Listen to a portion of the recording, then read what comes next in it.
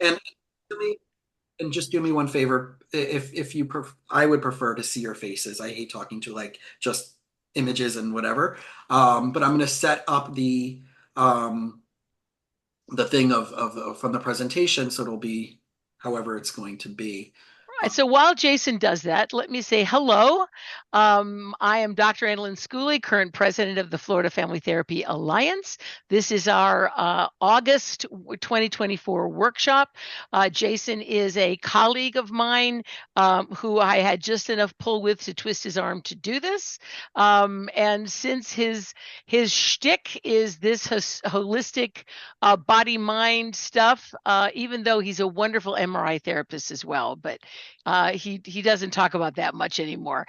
But I said, sure, why don't you do it on holistic body mind? So this is a 2 hour workshop for 2 CEUs for those of you who are present, and for those of you who are listening to this on YouTube.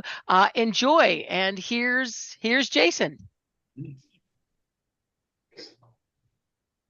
All right, so we'll just do some quick tech check, and I everybody, can see it. everybody has this, and now it's pretty good and pretty wide.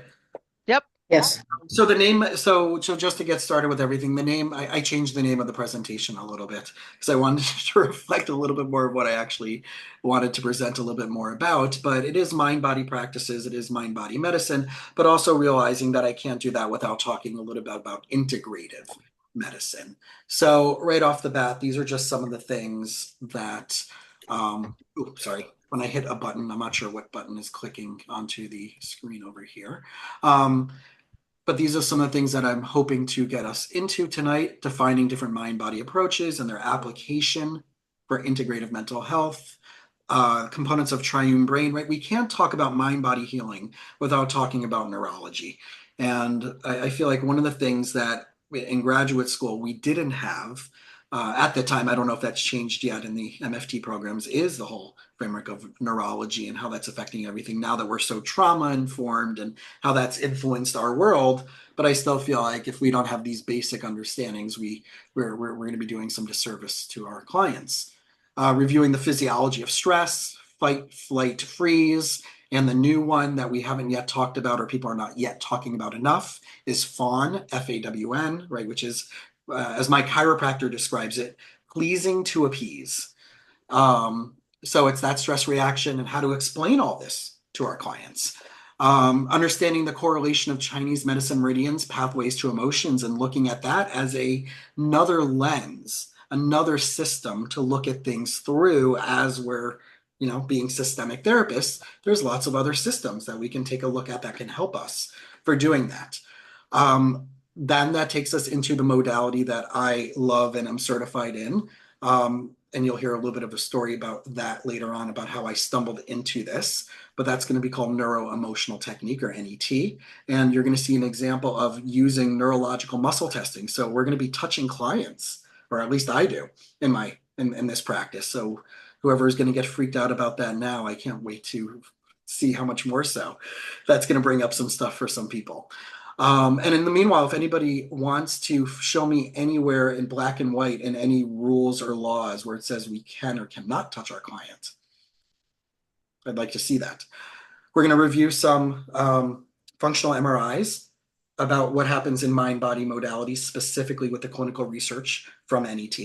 And we're going to get into some integrative medicine, nutritional, functional medicine. What should we know that we should be looking at and asking our clients with assessments, with things that they're going through, whether it's chronic pain, autoimmune stuff. We're going to get into all of that.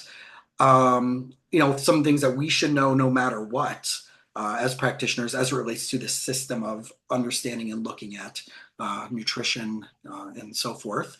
We're going to get into some scope of practice stuff because, that's important.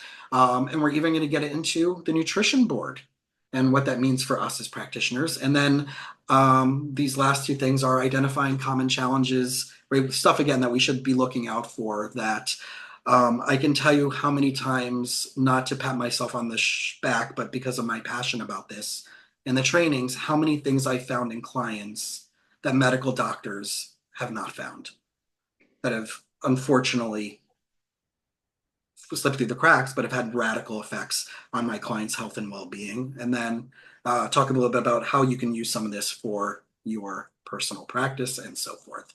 So let's just get into some definitions. Integrative medicine, right, holistic approach, right? This is kind of the generic term, right? Integrative. It's taking a little bit of conventional medicine and then complementary and alternative therapy. So it's not just alternative and you're doing only one thing. It's wiggling together, weaving together all of the best of what's going on in the allopathic world with complementary and alternative medicine. So when you're talking about mindfulness, when you're talking about yoga or progressive muscle relaxation, right, that would fall much more into that integrative medicine, right? We're taking a little bit of this and a little bit of that and we're weaving it together. And then you have the integrative nutrition side, which is the comprehensive approach to nutrition that considers lifestyle, dietary habits, overall well-being, but taking traditional medicine practices with modern scientific insights. So stuff that we're now finding out about, vitamins and supplements, right? And then we have, as Renee, I believe, right, functional medicine, which is really why I love it so much, is that it is systems oriented. It's a medical approach that focuses on root cause. So if we think about how many times our clients have come into our sessions thinking that the problem is X, but then we realize that the problem is really Y, that's functional medicine, right? And then integrative mind body approaches are a collection of techniques and practices that incorporate all of this, so on and so forth. So we have that. All right. So what's the relevance to this for us as systemic therapists, whether we are family therapists, but as systemic therapists, is that it is client-centered, right? We're treating the whole person and everything that's involved in it, not just the symptoms, right? It's not about the stuff that you're just coming in to see us for. It's what else do we also need to look at. Stress reduction, emotional regulation, which is we're going to get into neuroemotional technique. I'm not going to talk anything really about mindfulness. The only biofeedback we're really going to get into is about looking at some of the MRIs and what happened during some of the protocols. But you know that exists. You know, right? Mindfulness is the thing, and biofeedback is what a lot of other practitioners are using, or at least we're sharing, and maybe sometimes even referring. EMDR does a lot of that, and so forth. How we can integrate multiple disciplines, insights from nutrition, functional medicine, and then preventative. A lot of times there's stuff that we would see that, depending on our style of being a therapist, that we want to say, hey, you might want to look out for this. And we always want to play that one down perspective, but sometimes there's something that we just need to say directly and say, this might help you. Would you look into this? Or can you ask your doctor if they will run this lab? Because this will help inform me about something. But how would you even know what labs that the doctor is or isn't running, especially when it comes to mental health? And the goal is that it will enhance therapeutic outcomes. Comprehensive, right? We're really talking about like systems of systems, right? In that regards, a little bit about me.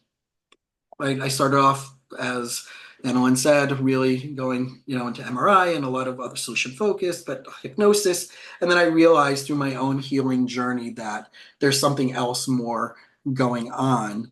And I really, really went out of the box, so to speak, into other modalities. And because I went into those other modalities, that funny enough, originally a lot of them started off in the world of chiropractic, that they're very big into a lot of these things. And it's allowed me to now bring it back into the therapy world, such as you'll hear me say over and over again, NET, neuroemotional technique, and then, integrative medicine, functional blood chemistry, right? I actually look at clients' blood labs if they're coming in for more complex stuff that, right, we are not traditionally trained to do, but I took a lot of trainings in how to do that, including using muscle testing and using homeopathic testing vials, and so forth.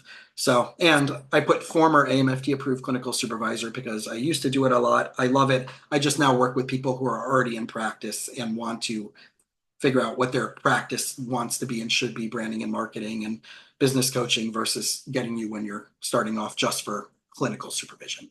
So this is my philosophy. I think we as systemic therapists really are home run practitioners. So what do I mean by that? This is a system. You put the issue, whatever they're coming in for, on the pitcher's mound right in the middle. And really, we think as therapists, we're really talking about emotions and processes, right? All the stuff that we get into. But as I've evolved over the years, and what I've realized is I kept hitting walls. And then I had my hypnosis training, and that was fantastic. And then I hit more walls. And then I did Gottman stuff, and I hit walls. And then, right? So I feel like there's so much wonderful stuff in our world. But for me as a practitioner, I kept coming up with things. I'm like, there's something else going on that isn't just neck up. So the way that I have adopted this, and this comes straight from the neuroemotional technique world, is that everything that we're going to be dealing with or that will show up in our practices really belongs on the pitcher's mound. And in order to help our clients, we have to help them run the bases as well. Part of that is the emotional side, and that could be any of the emotional practices that we might have. That could be hypnosis, that can be EMDR, that could be trauma informed, that can be mindfulness, right? That can all fit into what we would call first base. Second base would be what are the toxins that they're being exposed to? That can not just be a person. That can not just be an old philosophy that they're carrying. It can not just be an old trauma. It can be environmental. It can be food. It can be all of these other things that are also affecting their emotional well-being, right? What do we need to do in order to help them get rid of that or empower them to get rid of that in their life, both again, environmentally, food, as well as technically people, right? Third base would be biochemistry and nutrition. We're going to get into some numbers later on, and I'll repeat it, but just it's worth saying right now. 3 out of every 10 people that are going to have major neurological, neuropsychiatric issues have a vitamin B deficiency. So if we're talking to a client with anxiety and depression, and we're not saying, we're doing a biopsychosocial, we're ruling out medical first, right? How do we even know that that's something to say? Have you had your vitamin B checked?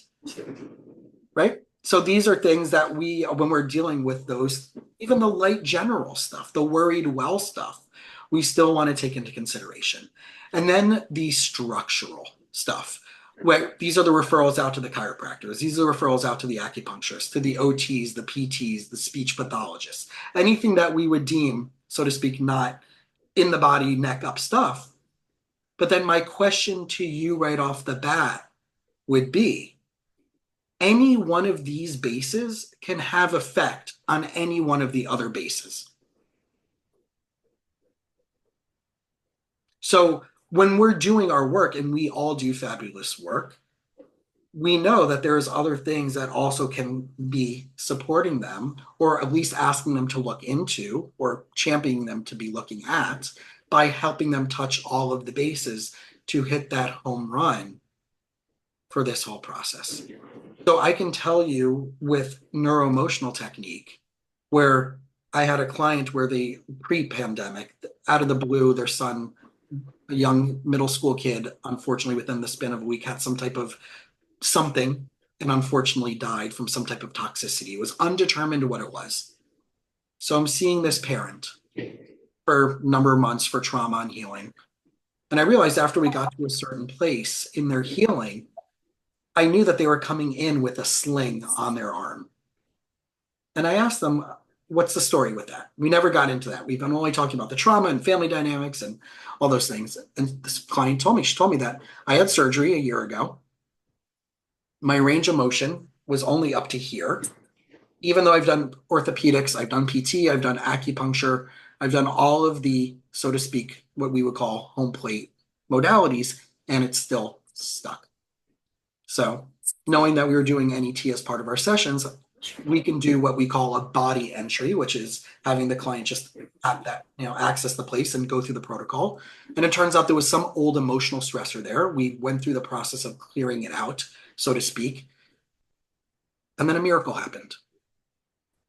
Her range of motion was full in the span of 8 minutes, which sounds like voodoo, which sounds like mind over matter, which sounds like psychosomatic stressor. And you would be correct with the last one, because psychosoma means what's going on, right, affects your body. And we're going to get a little bit more into the science of that in a minute. So remember, any problem can be coming from systemically, right? This is a whole different lens of any problem can come from any one of these things and have an effect on the emotional well-being or the strategic thinking of how to solve something with a client when their body is overloaded with toxins and they want to solve being more strategic and more calm with their partner, and they have all the intellectual rational tools, and you know that they're intellectually capable and you know they're rationally capable. Well, why the hell are they still not doing it? Right? This is where the lenses that we would start looking into. Good.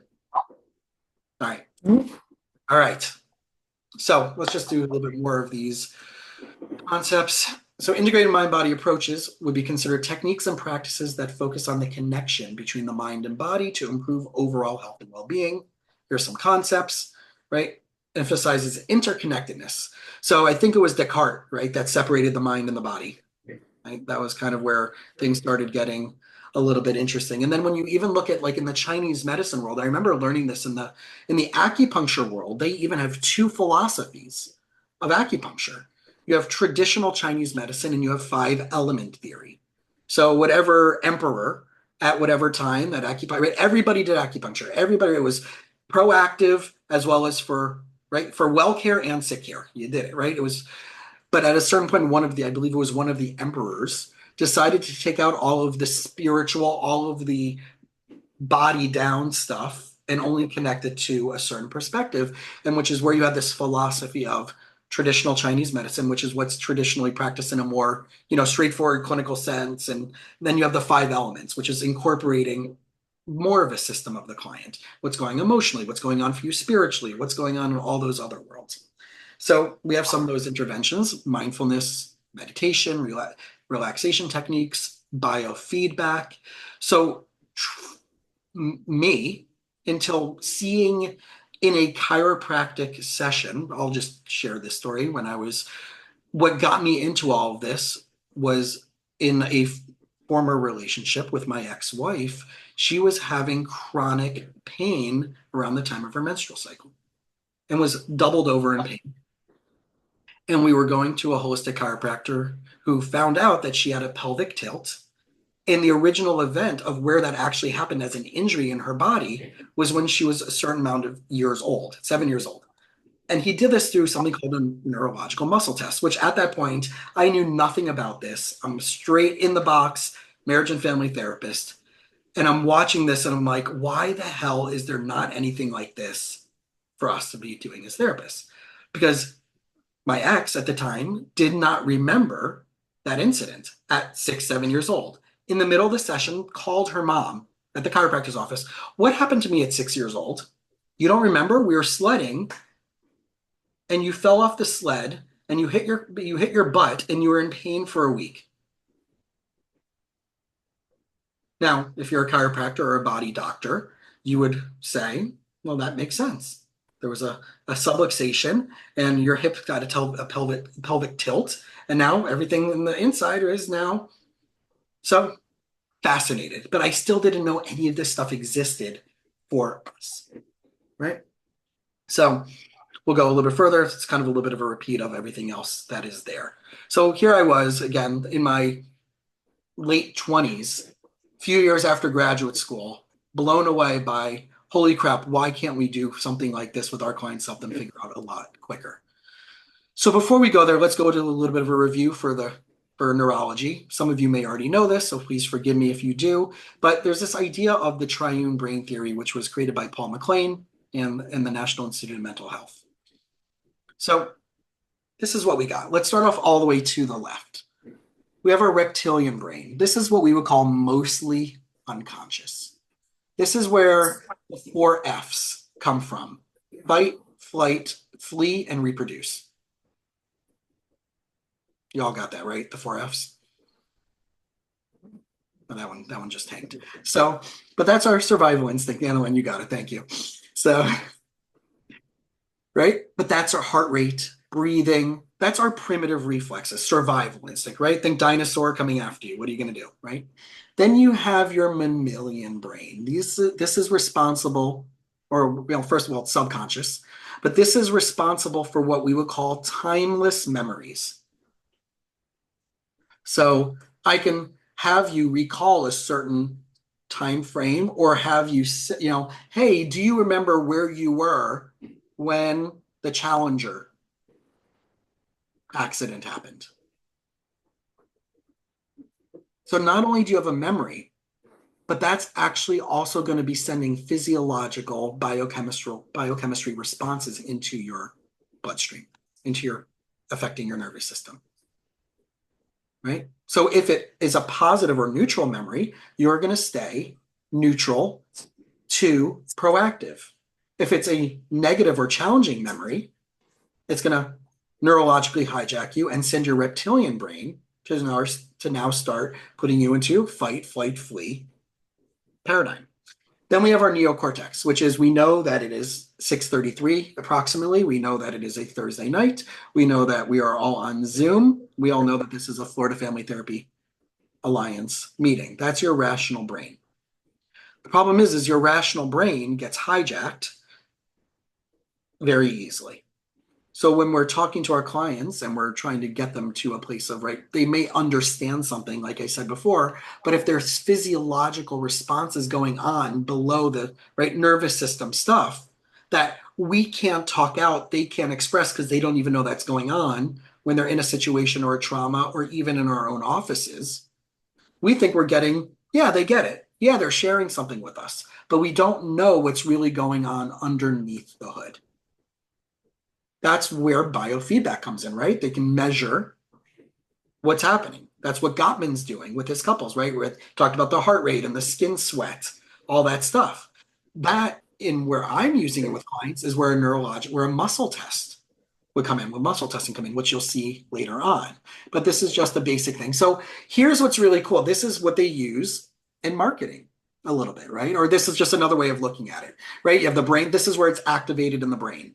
So you have the lizard brain, that reptilian brain, brain stem and cerebellum, responsible for fight or flight, and that puts us on autopilot.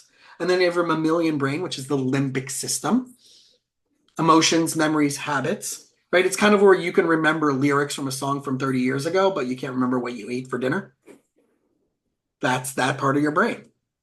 Why we make certain decisions because of certain things. And you have your neocortex, rational language, thought, consciousness. It comes up right when our clients are in session with us. They're pretty much we're basically doing neocortex to neocortex work, and we're leaving out the other two parts of our brain. So for me, I feel like we're doing service at some level with all the amazing stuff we're doing. That's why I'm saying there's still more. There's still so much more there, right? But we're hoping that even though that their neocortex isn't being hijacked, their limbic system isn't being hijacked. But we don't know. How do we know if they're cool, calm, and collected? At least showing practiced, right? Or compensating, all of those things. So here's marketing in a nutshell. They hit your limbic system. I'm sorry, they hit your reptilian brain. They make you say, "Ooh, I don't have that. I need that." And then they reinforce it with logical reasons. This is what every single marketing thing is based on from a neuro. So, right, they're hitting your neurology. I can still remember the Country Time Lemonade commercial from the 80s and 90s with the song Because It's Summer, Summertime is Here. And how that used to evoke a feeling as a kid. Now I don't have it because we're working straight through. We don't really have summer breaks, right? But how that used to evoke an actual feeling of a South Florida summer, and I'm going to camp or I'm working at camp or right, whatever it is. But that's that. That's exactly this physiological response. It evoked something. And it gave you like, summer's coming. It's a different mind, right? That's what we're playing at. And here's just another, left brain, right brain. Just, for if you want a really good graphic of it, right? Right brain, big picture, philosophy and spiritualism, synthesizing information, being subjective, imagination can rule, symbols and images, right? A lot of neocortex on that side. And then left brain of the expression, the output, analytical, logic, words and language, present and past, which is now, right, we're getting into some of the stuff that is your mammalian aspect of the left brain, right? It kind of is an interesting way of just looking at things, not just the three parts of the triune brain theory, but when we talk about left brain expression, academic, and right brain expression, creative. So this is something that I can't, I'm assuming this is something that I may have heard from Annalyn, and Annalyn, if it was from you, forgive me for not remembering that it was specifically from you. But if a client tells us they were abducted by an alien, our response is, that's cool. Why do you think they took you?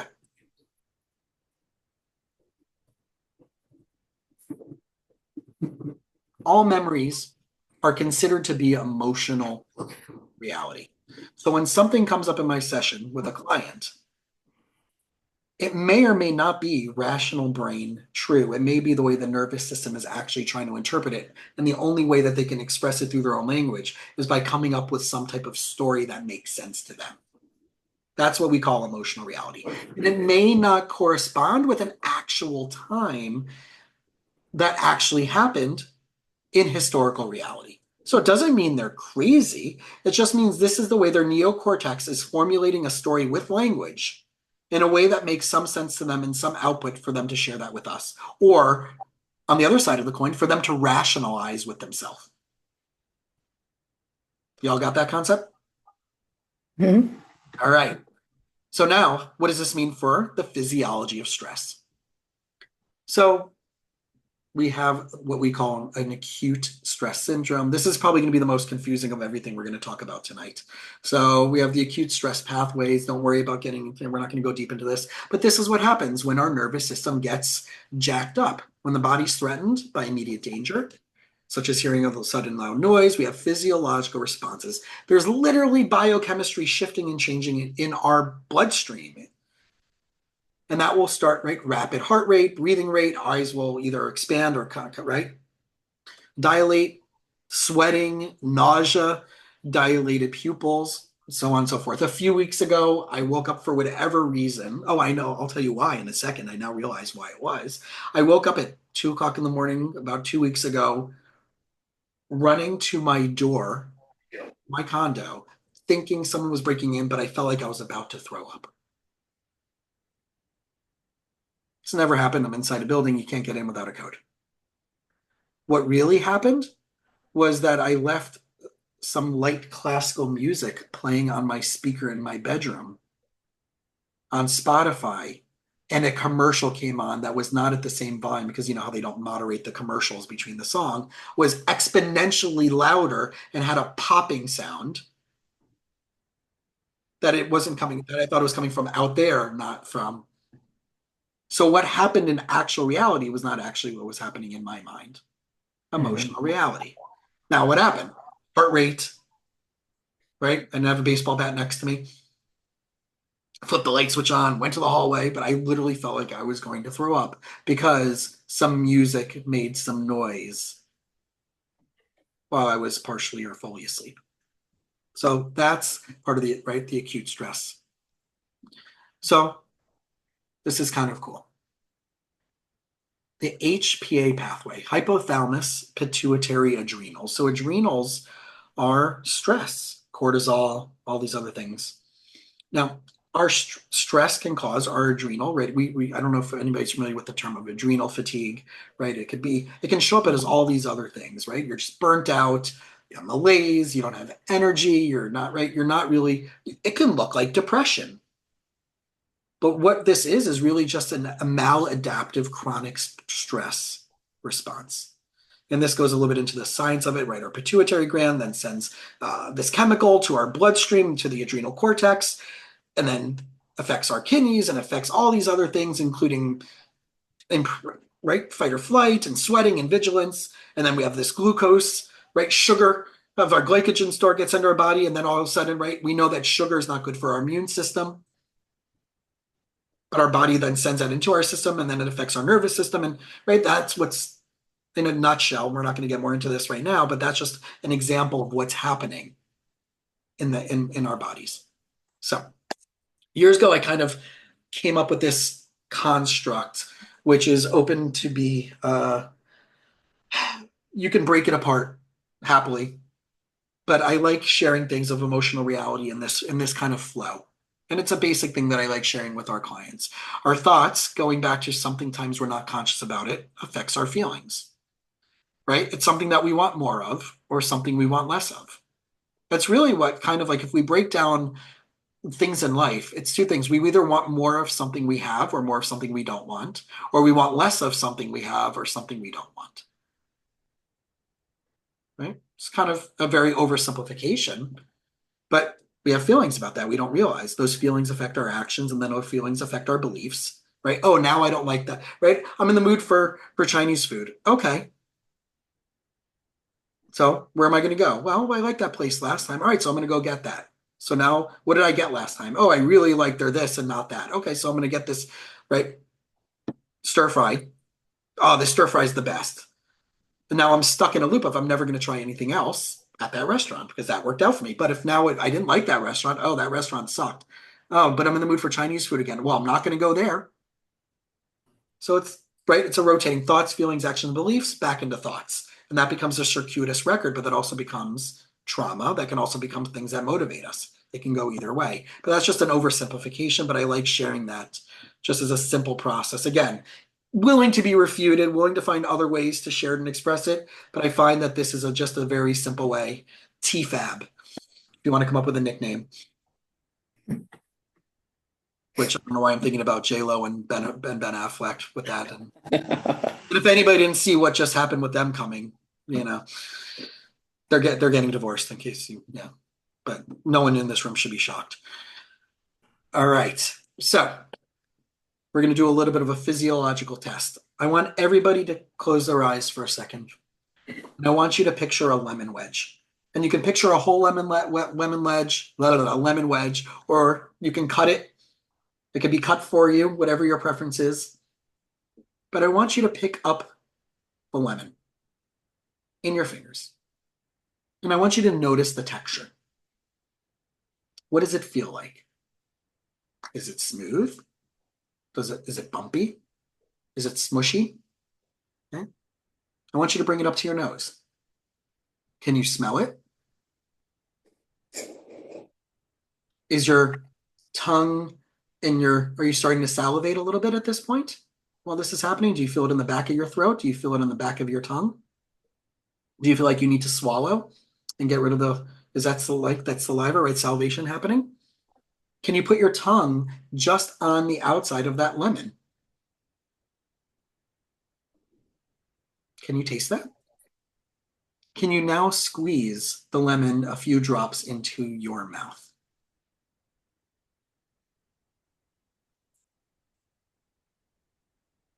And when you're ready, open your eyes. So by a show of hands, who felt it? Fascinating. Yeah. Go on, Renee. Yeah. Yeah. What'd you Yeah. get? What was your experience? You're talking to me, Jason? Yeah, Renee, go for it. Yeah. Um, it was interesting because I could smell lemon, clearly smell the lemon. I could feel the way the skin feels, and it was very firm. I don't like squishy fruit. And the only time I had trouble was when you asked me to put some drops on my tongue. Then I had to wait a couple of seconds. It wasn't automatic, but the other times, the smell, the texture, everything was very quick. It was very automatic. Mm-hmm. Yeah. But you did get a taste? Yeah. Yeah. Yeah, and I was salivating, and and saliva was accumulating, and all of those things that you would expect. Right. But yet there's no lemon. Nope. Did anybody not have any sensory experiences for any one of those things, or everybody had some type of sensory experience? Where's the F in lemon?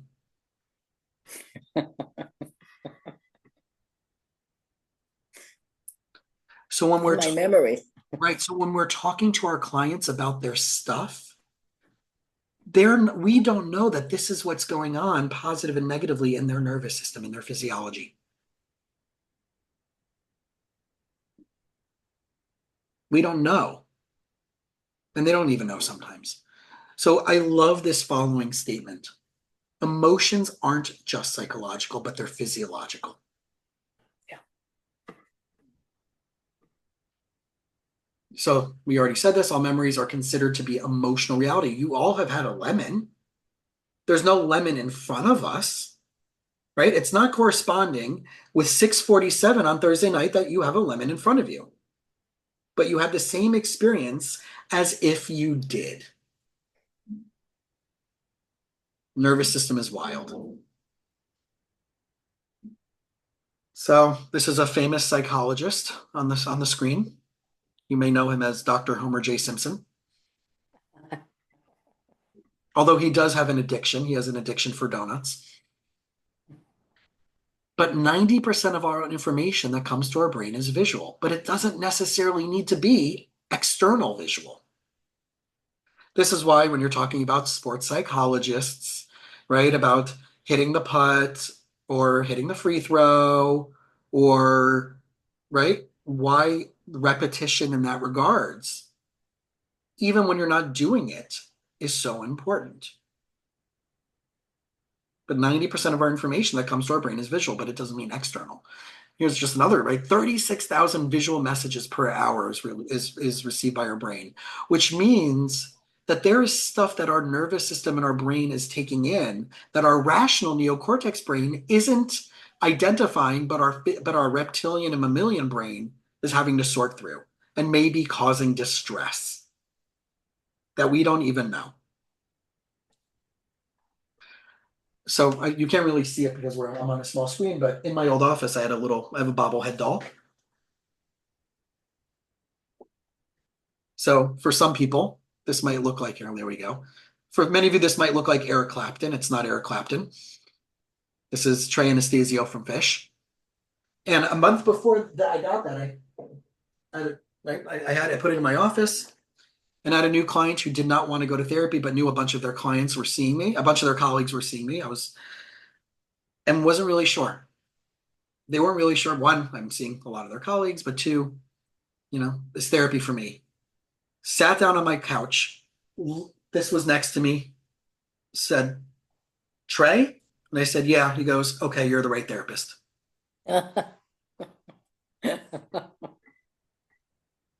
So think about environmentally what our offices are like and what that does for our clients. I intentionally have my guitar and my violin sitting here.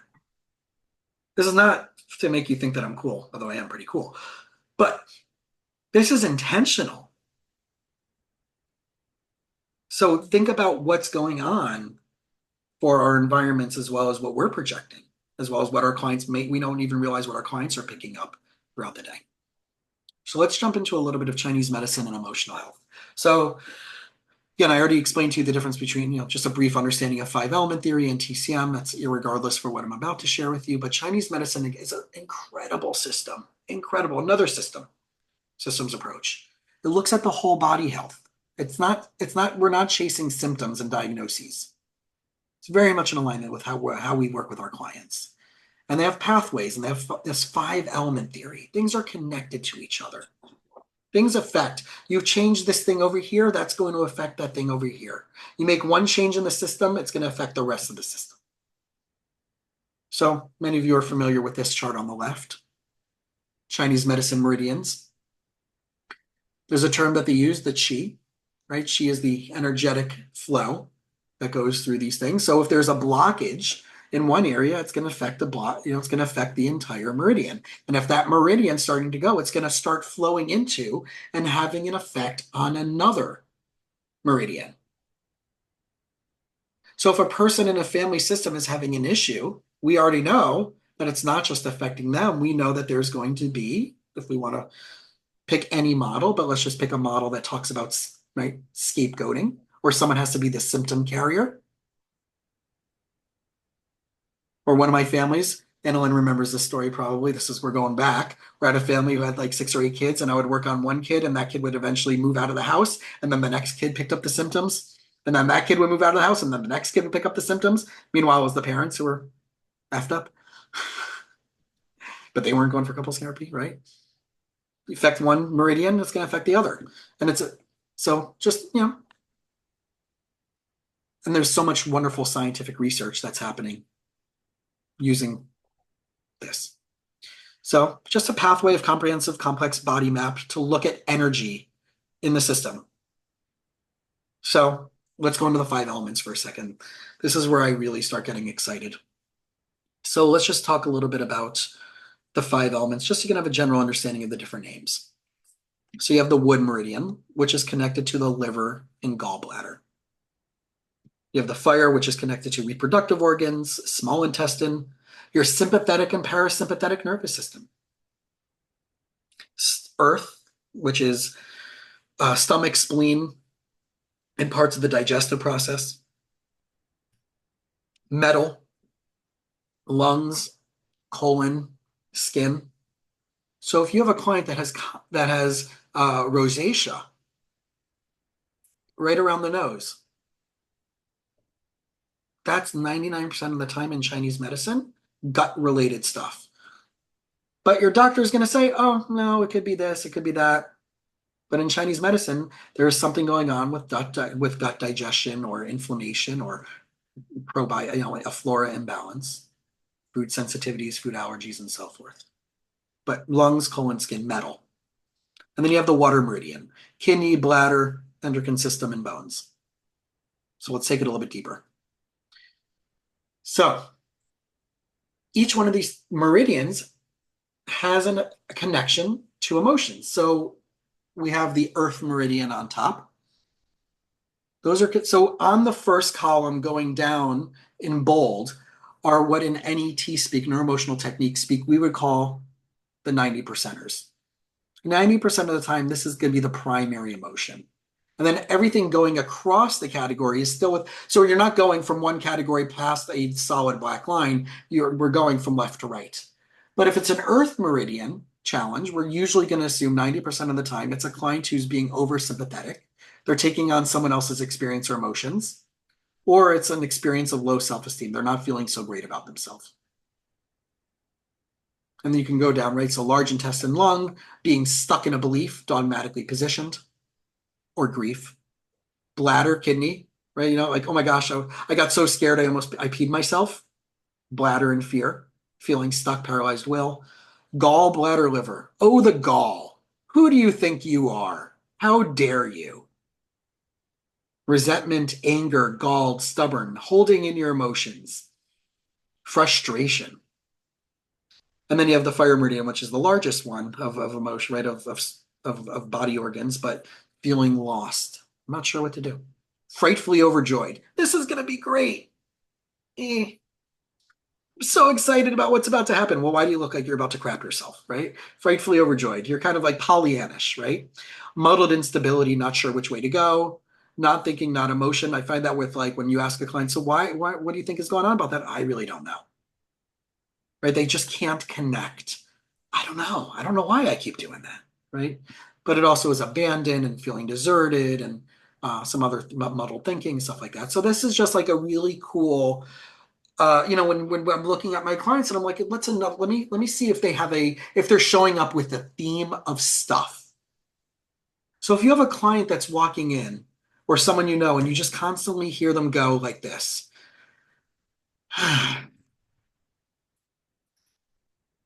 which meridian is that?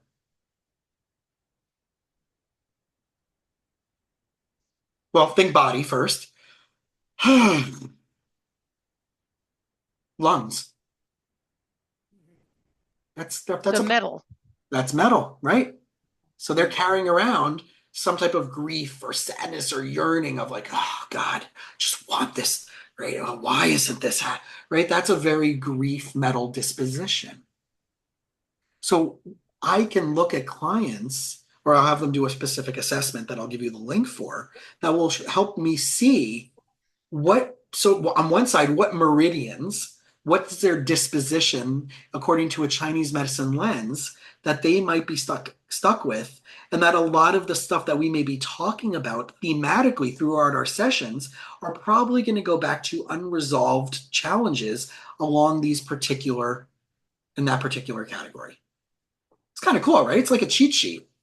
So when it's called a wellness check, and I'll give you it's a wellness check online. You'll see it in a later thing. It's free, and you can have yourself send it to you. But a lot of times at the beginning of before, as part of my intake, each one of my clients get this, and then I'll say, hey, so can you tell me about what's going on with such and such and such and such. And they're like, how the hell did you know? That's not in my intake form. Yeah, it is. Tell me what's going on with why everything bothers you and annoys you so much. Because they're screaming gallbladder, liver, wood meridian stuff. Tell me, right? So I hear you're having a lot of phobias. So let's talk about stuff that's going along in the water meridian. And now you start seeing patterns. And one of our things that we love to do is pattern interrupt, right? Helping our clients having a pattern interrupt. This is just another set of patterns.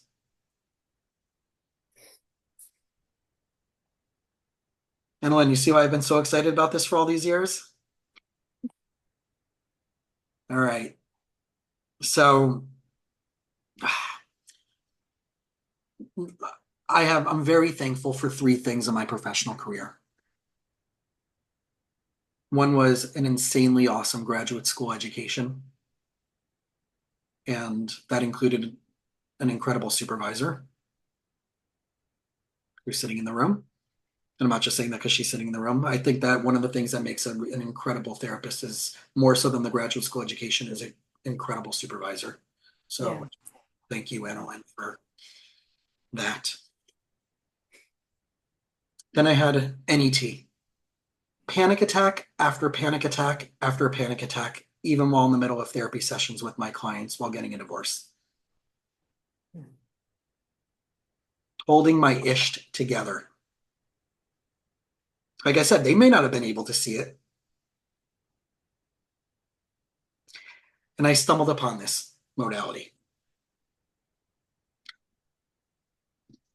And the other thing was this business entrepreneur program that unfortunately the guy who created it, his name is Rick Sapio, and well, happy to give you more resources. And the program is now completely free that I paid thousands and thousands and thousands and thousands of dollars for. Unfortunately, he has pancreatic cancer, so it's now become a legacy program, and it's called Business Finishing School. So the three things that have effectively changed my life as a human being and as a professional was one, graduate school stuff and supervision, NET, and Business Finishing School. And because of my training in NET, this allowed me to get into all these things. So the website, just as you know, is Net Mind Body. I'm happy to talk more about this at the end. I know we have about an hour, so I want to fly through. So NET, in a nutshell, is an integrative mind-body medicine approach. It actually came out of chiropractic when Dr. Scott Walker, who is my mentor, was adjusting clients, and they kept coming back over and over again. Right? It's that chiropractor you have to go to 3, 4, 5 times a week, and it's still not getting better. And he's like, I wonder if there's anything emotional going on for these people. So he heard, a story about another chiropractor named Dr. Jennifer LaMonica saying she had her client think about a car accident that they were in while she was adjusting them for the car accident injury. And all of a sudden, the subluxation held. And they didn't need to get treated on that anymore. So Dr. Walker, being the mad scientist that he is, like, I wonder what else is going on when I'm working with my clients, and started developing this modality, which we call the home run formula that you got exposed to on the first slide or the earlier slides. So NET uses muscle testing, neurological muscle testing. So think about it as a biofeedback mechanism in real life. It's not a lie detector test. It is the non-rational part of your brain, the mammalian and reptilian part of your brain, being hijacked, because even though you're saying, I'm okay with something, the physiological fight or flight is going off. And we want to figure out why the heck that's happening so that we can have all three parts of your triune brain working together for what we call congruency. To be fully congruent, fully neutral. Because you can't be proactive until you're neutral. And if you're not neutral, you're in fight or flight and you're reactive. And as we know, as Einstein said, can't solve the problem from the place in which it was created. So it came out originally out of chiropractic. It started bringing in 5 elements theory, physiological stress, and muscle testing. So what's so cool is pre-pandemic, I was on a few, I'm not going to show you this video, it's on YouTube, but I had a few different news channels come out and check it out. That's my old office. I missed that. But I'm touching a client here, y'all.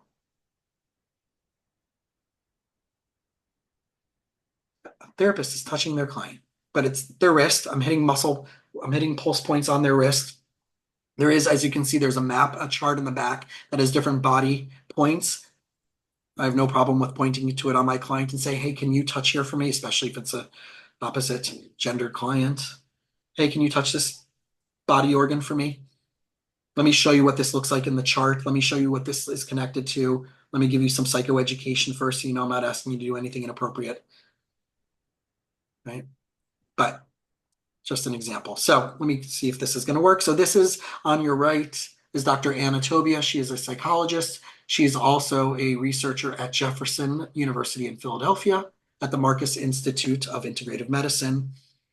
And on the left is actually my friend's wife. They're doing all the wonderful videos and research. There's an incredible documentary called Stressed documentary. It has over, I think, 3 million views on YouTube. And it talks a lot about all the stuff that we're talking about, but even more so about the research and physiology of stress, and a little bit of what I'm giving you a crash course in tonight. It goes further into that stress documentary. So this is Luke's wife, who's lovely. So let me see if this is going to work. And because I know that I'm on the video mode and I don't know how to actually see if this works. So forgive me. I might need to come out of the, there we go. Okay. Can you all still see this? Yes. And I'm hoping this is going to work. So this is going to be a demo of that. And tell me when you can. So when you think about. Oh, that's not working that way. All right. Y'all can hear it and see it? Yes. Okay.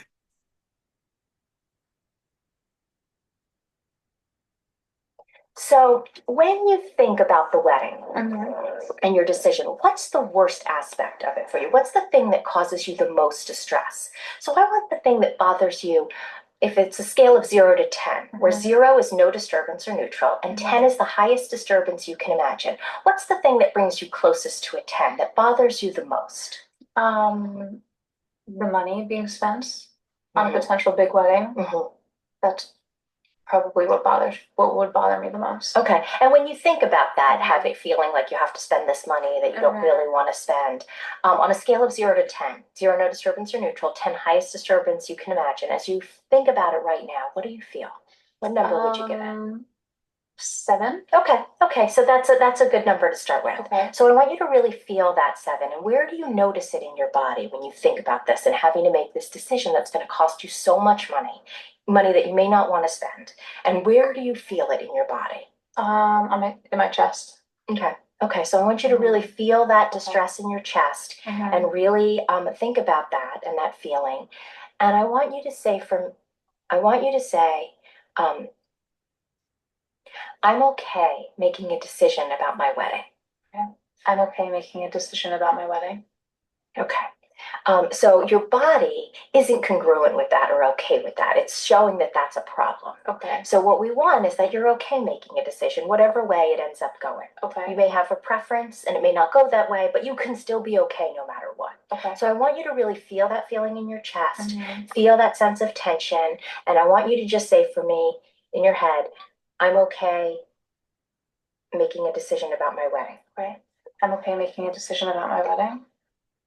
Again. I'm okay making a decision about my wedding. Again. I'm okay making a decision about my wedding. Okay, perfect. So I'm just going to say some words. You don't have to think about that statement at all, okay? But I want you to just listen to the words I'm saying. Okay. So we have a feeling of fear, okay? Feeling paralyzed, feeling of fear. Okay. So your body's going weak when I say the word fear. And what that tells me is there's some stress or fear associated with having to make this decision. Does that make any sense to you? Yes. Okay, can you tell me a little bit about that? So just as there's a second part of the video, which I'm going to show you, and then I'm going to come back and I'm going to kind of ask you a few things of what when there's patient's own words. Tell me what you're right. We have a scaling question that you ask, and then you have a somatic question.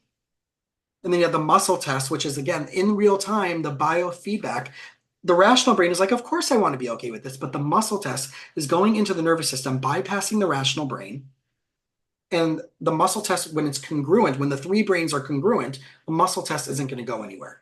But there's something going on in the nervous system that is causing that to be hijacked, which is where the muscle test showed up as weak. So really the nervous system, the non-rational brain is responding to that. She was hitting the meridian. Remember we went through the different emotions connected to the meridians? She was palpating each meridian connected to each one of those sets. And that's how she ended up on fear, because she was on the water meridian. That changed the muscle test from weak back to strong. Don't worry about all that. I'm just giving you a general understanding. That's where you go to an NET basic for. So it's another minute or two. I apologize for the tech glitch. Okay, so I want you to feel that, like how bad it felt to have her worried for you, how bad it felt for you to be worried for you, you know, that it just felt like a very stressful time that was both exciting, much like a wedding is exciting, but also stressful. And that there's a part of you that struggles when there's something that's both positive and negative, that it's this sort of stress of trying to figure out what's the right thing to do. But I want you to feel that as a kid, that there may have even been some mixed feelings about going to this camp, that maybe it was exciting to be on the new travel team, and that was really a positive, but it also... So what was weirdly edited, which I didn't realize, was that it went to what that fear was about, that she was explaining. And it was about, oh, well, there's a memory that, like, you know, family spending money and being able to like decide, do I go to camp or do I not go to camp? Right? I have to make a decision about choosing A, but then it'll have a negative effect on B. But if I choose B, then I'll miss out on something. So for whatever reason, I don't know why that was edited out, but that was kind of what came up from that experience, right? So it's not a present day thing. It's how is this old memory affecting you in today's strategic thinking, proactive thinking, neutral thinking? Scary. Okay. And hold, and just thinking about all that. Yeah, your body seems to be responding to that. Can you kind of get that snapshot of your mother's face and that feeling of her worry, and just hold that for me? Hold. Now, I'm going to have you put your fingers right here, just 2 fingers right there. Yeah, and hand on your forehead and come on down and just rest until you're comfortable, so that your back is supported and your arms, your elbows or your forearms are on your legs. And you're going to take nice, slow, deep breaths in and out. Now, remember, this is the treatment. So take your time and let yourself feel it until you feel your body relax, or that image changes, or things shift in some way. And slow, deep breaths in and out. We have plenty of time, so take your time.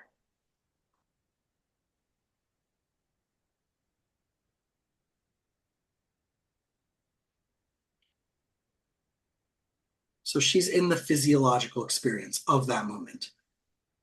She's rethinking all of those stories, all those memories. And what she's doing, she's holding that acupressure point. So think about like when our computer would like freeze up and you have to hold the computer button for 10 seconds to get a hard system reboot. This is what, like playfully, this is what I describe that as.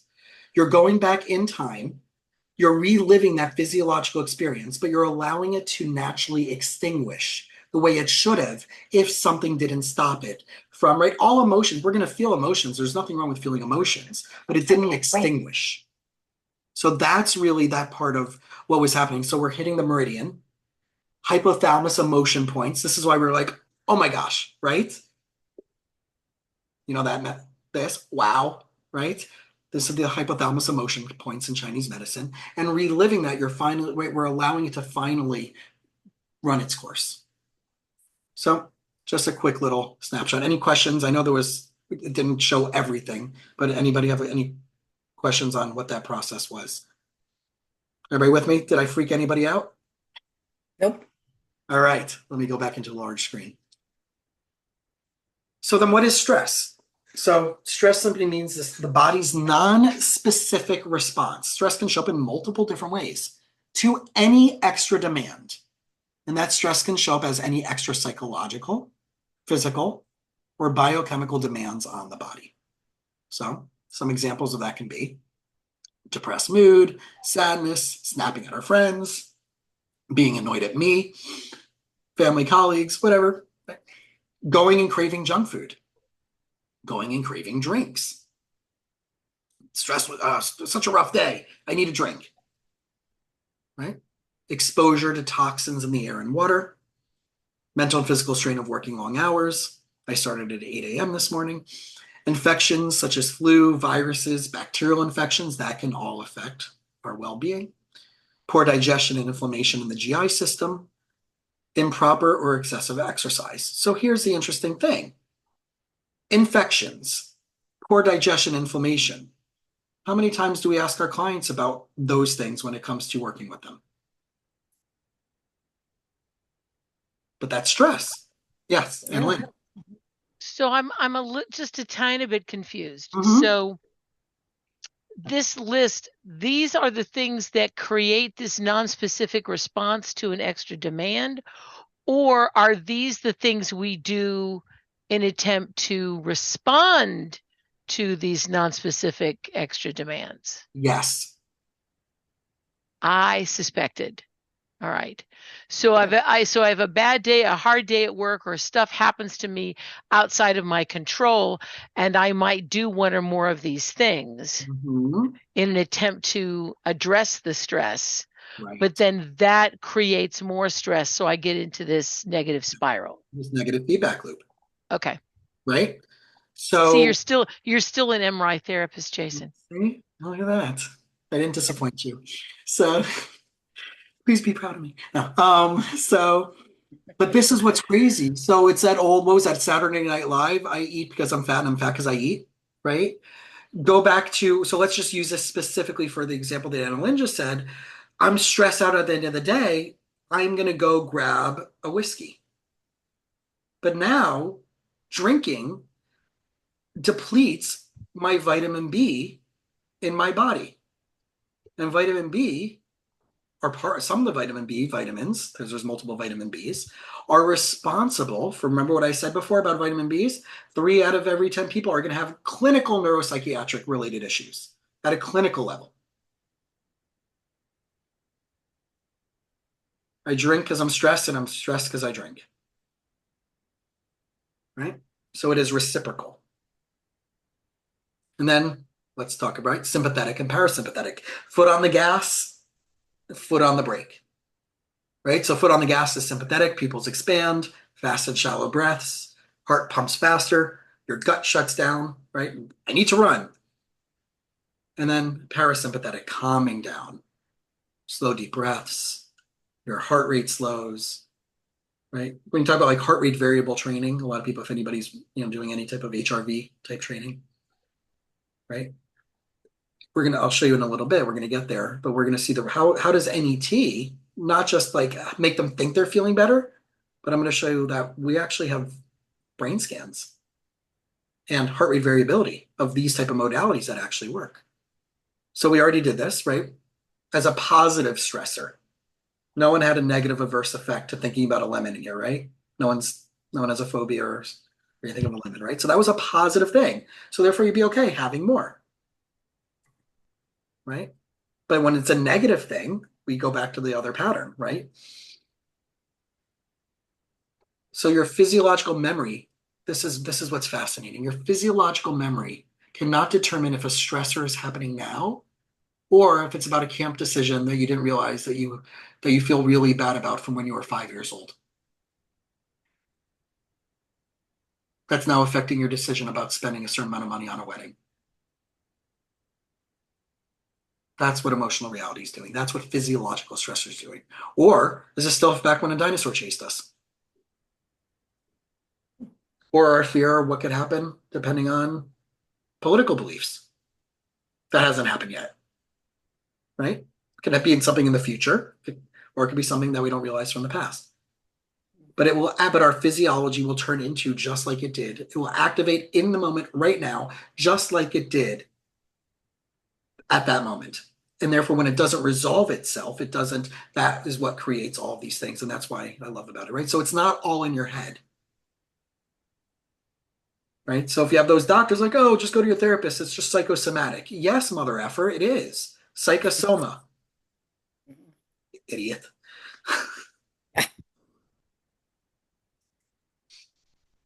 We'll get more into that in a few slides. There's some really great doctors. I have a great primary. So Candace Pert, if you have not read this book, highly recommend on two fronts. One, it gets into all of the neuropeptides. As our feelings change, this mixture of peptides travels through your body and your brain, literally changing the chemistry of your cell in your body. Emotions aren't psychological, they are physiological. Dr. Candace Pert figured that out. She's the one who found the neuropeptides are all the way down to the level of our DNA. This is also a really great book because she talks about the politics of being a female scientist in the all good old boys club. And now she had to break through those barriers. So that's why I'm saying On Two Fronts. Fantastic book. So I'm not sure if this is going to work, but oh,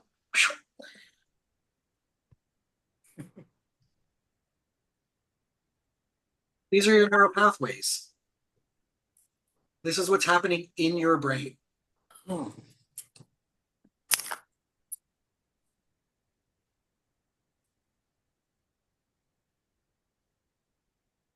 when you're learning something new, these are neural connections. This happens for the good. This also happens for the bad. Right? There's just different examples of what this looks like. But I'll just give you one more little clip and then I'll jump to the next one. But Dr. Joe Dispenza, who you may or may not have heard about, but he has some really great books, biology, or about you are the placebo. Right? That's a whole neural network right there, right? You Are the Placebo is a great book to start with. So this creates stress patterns, right? This is the record groove that we can't get out of. If our neurology is wiring and firing a certain way, we can't talk our way out of a paper bag. This is what I was talking about early on when I'm hitting walls with clients. And we know that they're smart and we know that they're great and we know that we love them and that they're loved and they know this stuff and they still can't break the pattern. It's the groove in the record. That's our neurology. And these events remind us, right, these are when we talk about lowercase trauma, but this is what we call a reoccurring stress pattern. And then we have the theory of like, right? When something is generally similar to an unresolved stressor from a past, we can still have a conditioned response. We get all that stuff from the original, right? The old school psychology stuff, white fluffy cat, right? And this can lead to ongoing stress problems. Remember, our brain has 30,000 things an hour that it's translating that we don't even realize. This is where that's coming, and that affects our emotions, that affects our immune system, that affects our well-being. So this is one of the techniques that I'm going to send you home with, but I'm going to give you a quick example. Let's just pick something. So in the video, she said, pick something, on a 1 to 10, how distressing is it? But let's just do something for us, and we're going to do this in 3 minutes. I want you to pick something that is no more stressful than a 5 out of 10. And it doesn't have to be something that is awful. It doesn't have to be something, it can be just, an annoyance, something that's bothersome. But you can see on the second picture, you can see the pulse points, right, on the different circles. So really what you're doing, I'm going to have my wrist this way, and I know I'm in a small box, but you're going to hook under, like in the third picture, on the thumb side, and you're going to find 1, 2, 3. And you can start on your left hand. Let's just do it all together. Hook under with your right hand to your left hand. And your light pressure, you're not pushing hard, but you know where your pulse points are. You're just laying your fingers there. And I want you to picture something that is bothersome, lightly disturbed, lightly annoying. And just think about it. Don't try to intellectualize it. Don't try to solve it. But pick something that's a 4 or a 5. And now take that, pop that on your forehead, like you're cupping your forehead. And if you have a desk in front of you, put your elbows down. If you want to relax and put your elbows on your knees, and just take some nice, slow, deep breaths. Just picture that.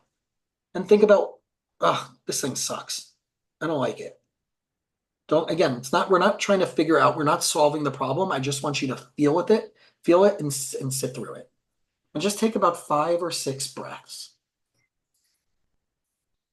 This is not intellectual. This is being somatic, getting into your feeling.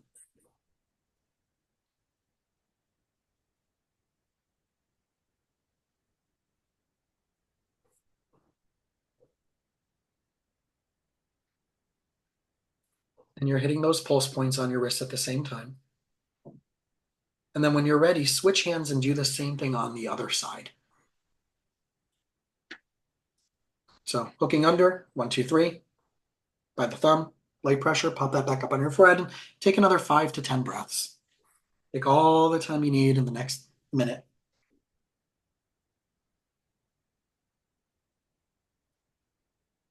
Again, you're not intellectualizing it, you're not trying to solve it, just breathe into it and through it.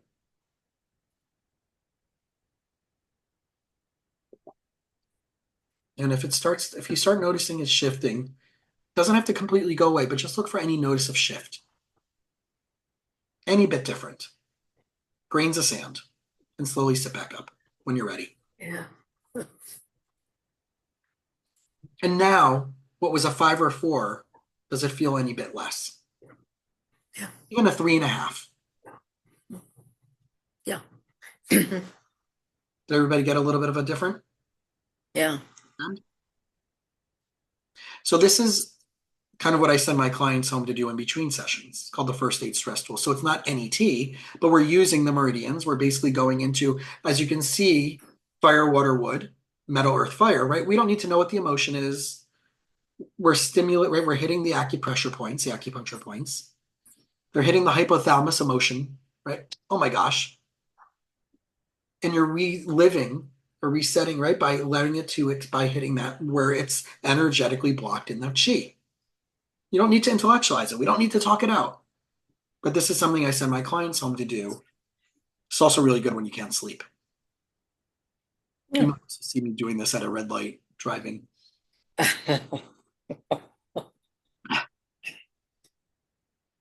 So this is a self-help, right? Self-help. You can do this on your own.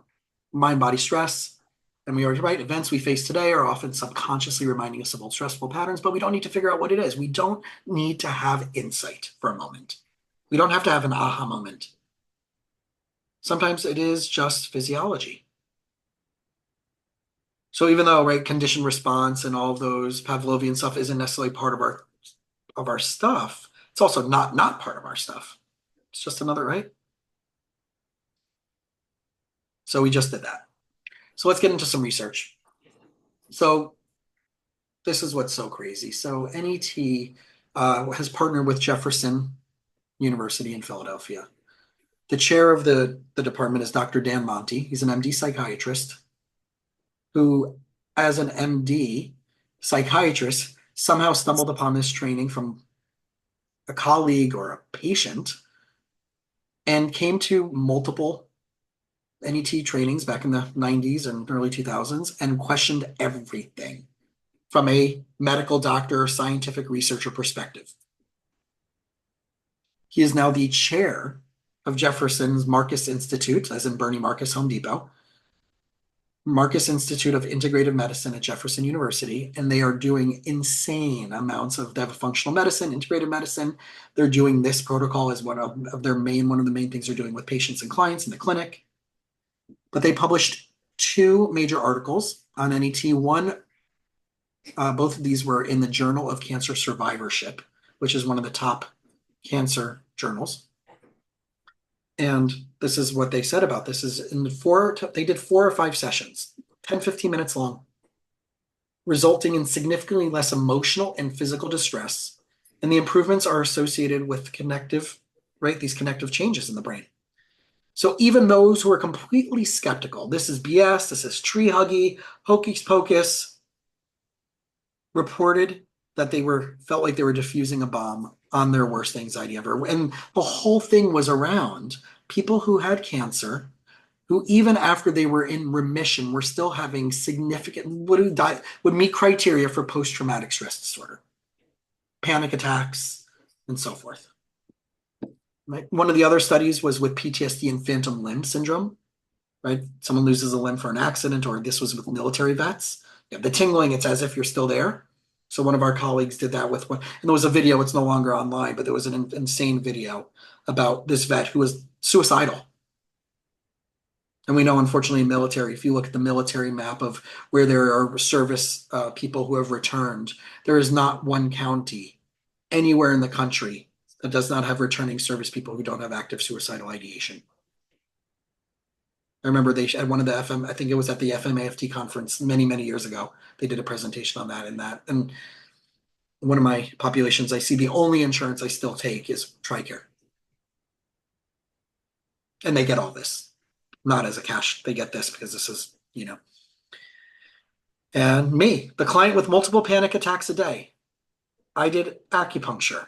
I did yoga. I did meditation. I did breathing exercises. I did externalizations. I sat on the floor and I talked to it as if it was there in the room with me.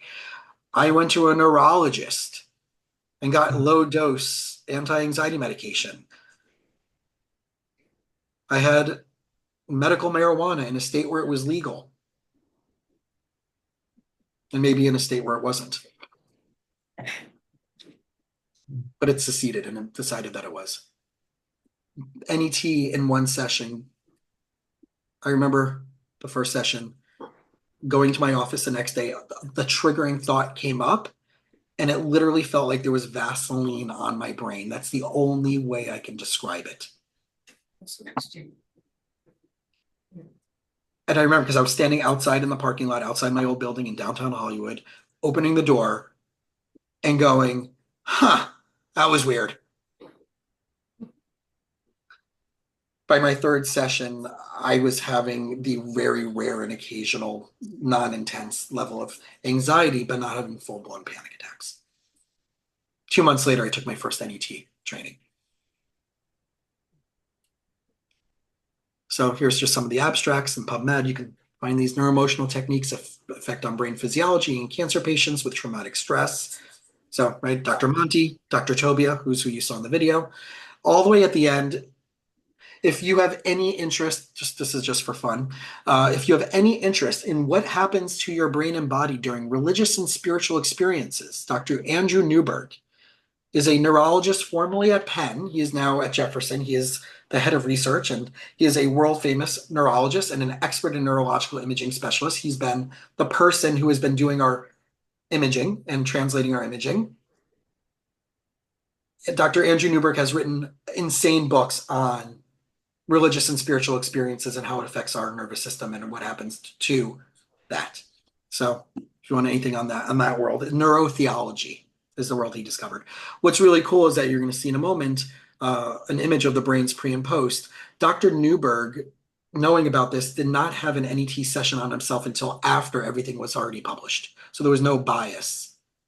So he didn't have his own experience of being a patient, so to speak, a client of his own NET session until much, much later after all this. So on the left, you have the brain pre. This was the cancer study. This is a conglomerate of multiple of the 10 or 15 or whatever people's brains layered, right? But you can see in the cross section on the left, that's the part of the brain that would light up. So what they did is they had the patient's own words write out the narrative of the moment that they were diagnosed. What they remember, literally the narrative of that moment. And the practitioner would read it to them while they're in the MRI. So they're exciting the physiology of that moment. And that's what lit up in the brain on the left. Consistently in that area for every single client, every single patient. And on the right was after 4 sessions of NET on average. On average 4, most 6. So I'm sorry, I know the chat's coming up. So if someone has a question in the chat that's relative to me, I can't click around and anything. So if you have a question, please unmute yourself. That was me just posting end of session information. Okay, cool. So again, here's the sides and the cross sections of the same thing, showing the parahippocampus part of the brain normalized. Top is pre, bottom is post. So changes in cerebellar function connectivity and autonomic regulation in cancer patients, right? Autonomic regulation. Are you getting nervous system hijacked? And we realize that this is the cerebellar. So now what about heart rate? Physiological arousal, right? We can go back to Gottman, stuff that Gottman did in his clinic. So pre and post.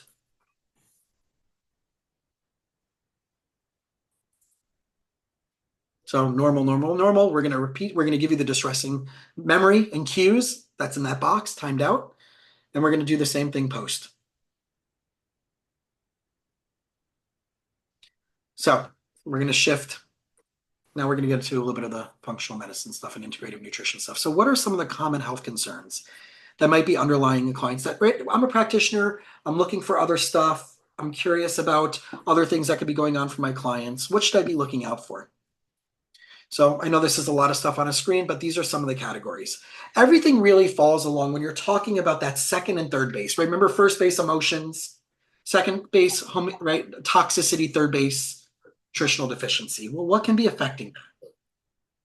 As well as what can be affecting our emotions and what can be affecting structural. Well, these are some of the external factors. We got viruses. So I had my eyes checked in January as my eye doctor, who I grew up with in elementary school, said, I don't get it how you're one of the people from our class that still sees me and still has relatively normal eyesight at 45 years old, 46 years old. I had COVID for my second time the end of February. My reading has gone down the drain of blurriness since then. And it didn't just happen because I just turned from 45 to 46 in July. It happened within a week or two after COVID. So is it COVID, or is it still genetic material that has affected certain parts of my body organs that are causing a biochemical response that maybe if addressed with a certain way can be repaired, which is on the journey that I'm about to start tomorrow. But Epstein-Barr virus, which we're going to get into, chronic fatigue, right? Remember mono, kissing disease? There are so many theories that Epstein-Barr is a root cause to thyroid-related stuff that's connected now to women's health, pregnancy-related challenges. That's secondary is thyroid, but a lot of the thyroid stuff is now connected to Epstein-Barr virus, mold, and parasites, but we're going to get into all that in a second. Then you have bacteria. So if anybody's into more of, again, the more holistic stuff of what might be going on with kids, you have PANDAS, which is pediatric autoimmune neuropsychiatric disorders. That's all from strep. Lyme disease. Lyme is known as the great mimicker. It has symptoms that it can look like anything else. So when you have clients who you don't know, like, oh, but it's this, and what about this? And they're going to all these doctors, if they're not being tested for Lyme and they're not going to a Lyme literate practitioner, they're just going to be at wit's ends. H. pylori, so we're talking about gut stuff. So it's a gut, right, bacteria linked to anxiety and mood disorders. Now you have chemicals. Pesticides, where we all know glyphosate, Monsanto, the biggest murderer in the world. Not a conspiracy theory. We know that it's basically one chemical property away from Agent Orange that was used. And that's what our crops are being sprayed with. It's a neurotoxin. So we have pesticides connected to depression, anxiety, heavy metals, cognitive impairment, mood disorders, BPA. We now have all, like in the last few months, we've been hearing all about the forever chemicals and the forever plastics. All that's also connected. Glyphosate, which we just talked about, which is made by Roundup, so any pesticides. You know the wood chips that you put on playgrounds? Formaldehyde. Loaded with formaldehyde. Whoa. And then we have everybody's favorite Chinese food additive, MSG. Neurotoxin. I'll tell you a crazy story. So 2 weeks ago, I was on a lunch break. My sister's like, oh, there's this new Moroccan, I keep kosher. So there's a new Moroccan kosher restaurant that opened up. You should go. It was really good. Okay. So I go. I'm happy to be right around the corner from it. I go and I start asking, I ask what's in the food. By the way, do you put MSG in it? Oh yeah, everything has MSG. So I call my sister and pick up the phone. Jamie, did you know that there was MSG in the food? No, but I have a headache. I'm like, what do you mean you have a headache? She's like, yeah, I have a headache right now. And I really thought, because my gosh, maybe it was the food. I'm like, well, when did you eat here? She's like, 2 hours ago. I thought she went a week or two ago. But within an hour of eating the food from this restaurant, she didn't realize, right? But I asked, it was MSG. And had a headache within a half hour to an hour after eating the food, or within minutes of eating the food. Not realizing that she was just there. I thought it was just good, and she didn't realize and correlate the food to the MSG. So go figure. Parasites, man. So there's an insane book that half the time of the book you're like, oh my God, this is so fascinating. The other half of the book you might want to like, oh my God, this is so gross. It's called This Is Your Brain on Parasites. One of the things in the book was about a doctor who was, what do you call the doctor who after when someone passes away, they do the autopsy? And they found that there were a lot of people in his community that were having high-risk behavior motorcycle accidents and dying. And all of their brains had the same area of white matter that was gone. And he found that all of them had parasitic infections. So now you have a client with schizophrenia, with bipolar, with mood swings. Is it? Or do they have a parasitic infection? Right? Tapeworm, that can lead to seizures, weight loss, stomach pain. So again, this is your brain on parasites. Radiation and EMF. I remember a couple of years ago when I was deciding which sports watch I want to buy. And I was wearing a Garmin watch. This doesn't mean that this will happen to you, but I would feel the watch buzzing on my hand, and it wasn't buzzing. And I returned the watch. I got a different watch from a different company, happened to be a brand called Koros, I'm not sponsored. Nothing. There was a different EMF output. My brother-in-law, no issue with Garmin watches. So again, your body, every body is different. It's going to be what are you susceptible to? Individual perspectives. So you know that if it's at night and your electricity goes off, do you ever notice how silent it is? Mm-hmm. Most of that is electromagnetic frequencies. I believe that. And all of a sudden you're calm. It just feels quieter. Not just is quieter, but it feels quieter. Imagine. So I would challenge people. One, if you have your Wi-Fi router in your bedroom, get it out of your bedroom.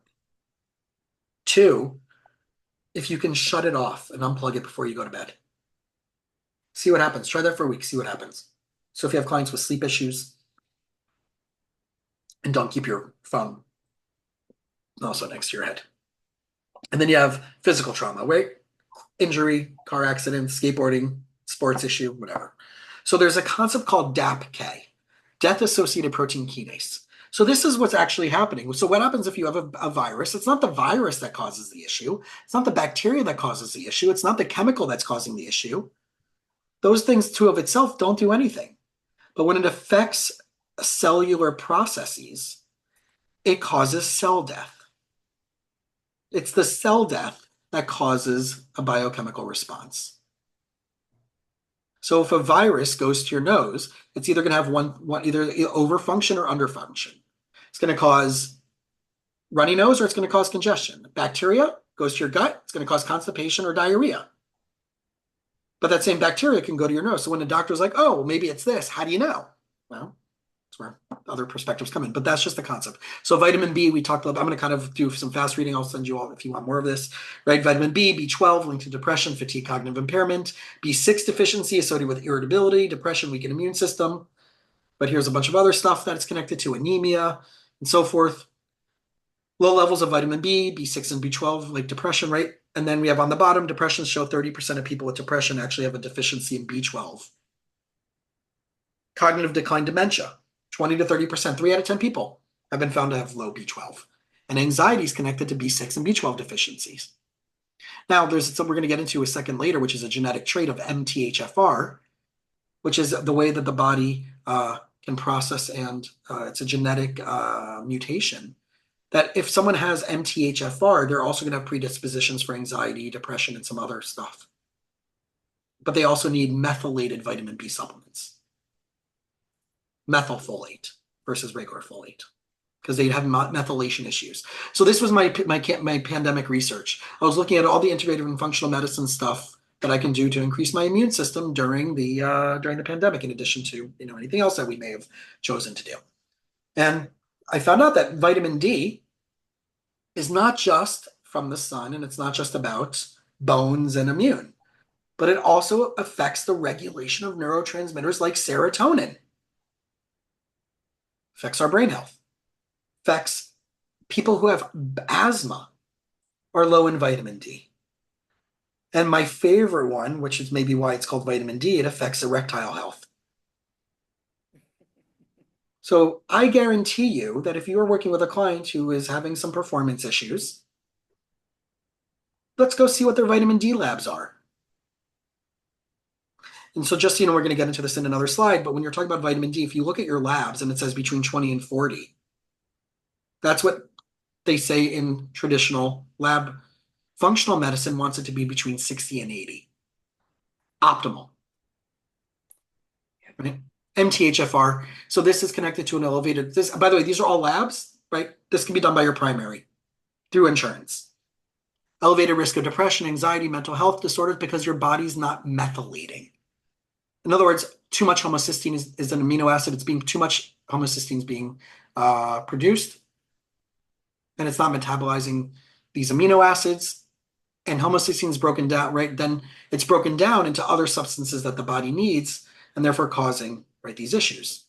It also affects, again, like serotonin and dopamine. So again, moods, right? Everything we need to be knowing about. So if it builds up, it can also cause damage to blood vessels, affect blood flow to the brain, memory, concentration, and so forth. But MTHFR is a test that every single client should be taking that you see. Vitamin D is a test every single client you should be asking to see. Thyroid. Hypothyroidism and hyperthyroidism affects mood and function, weight gain, fatigue, cold intolerance, brain fog for hyper, weight loss, increased appetite, right? Someone's craving food all the time, right? They're not, right? You think they might have, any food related challenges. Well, maybe it's their thyroid. Tremors, sweating, manic behavior, psychosis, all connected back to thyroid. I am seeing, and other colleagues of mine are seeing, post-pandemic, massive increases in women's health for pregnancy and miscarriages. And a lot of it's connected back to thyroid issues. And the main things that are connected to thyroid is on the bottom: Epstein-Barr, mold, parasites, and EMF. We live in South Florida. Well, if you live in Florida, mold. It's bigger than you think. And it affects our biochemistry. Autoimmune stuff. So my theory is that COVID unlocked a lot of autoimmune stuff in people as a secondary thing. Why are we having all these secondary long haul COVID? One, our body is deficient in all these other things. But I think it also unlocked a lot of extra things that were either people were never diagnosed with pre-pandemic, that got exacerbated because they now have this toxic load in their body from COVID, and it hit their immune system so badly that now we have all of these things that were subclinical or were never looked at by some doctors and now showed up, and now everybody's having this whole host of stuff going on. Chronic inflammation, lupus, rheumatoid arthritis, celiac disease, pain, fatigue, psychological symptoms, right? So this is tested through a C-reactive protein that unfortunately not always is checked in your comprehensive metabolic panel when you go to your doctor. You want them to check your C-reactive protein, inflammation markers. And we're talking about, then we can get into the foods. What is the person eating? Are they eating inflammatory foods?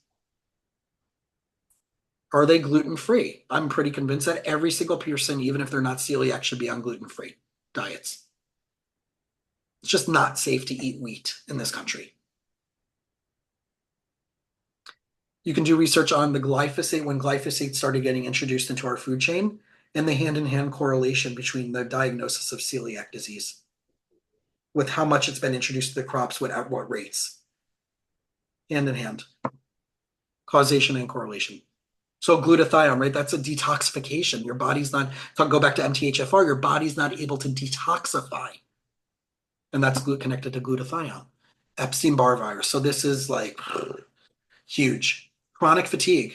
Everybody has it. Is it recurrent and chronic? So I know that every time I feel like crap, I feel like malaise, I feel like I'm malaise, not depression. Some people can't determine between the difference between malaise and depression. For me, I've gotten to the point. I know I'm having an Epstein-Barr flare-up. I have pain all over my body. I am doing everything I can. I'm still trying to be rock star during the day. I walk over to my couch and I don't want to move.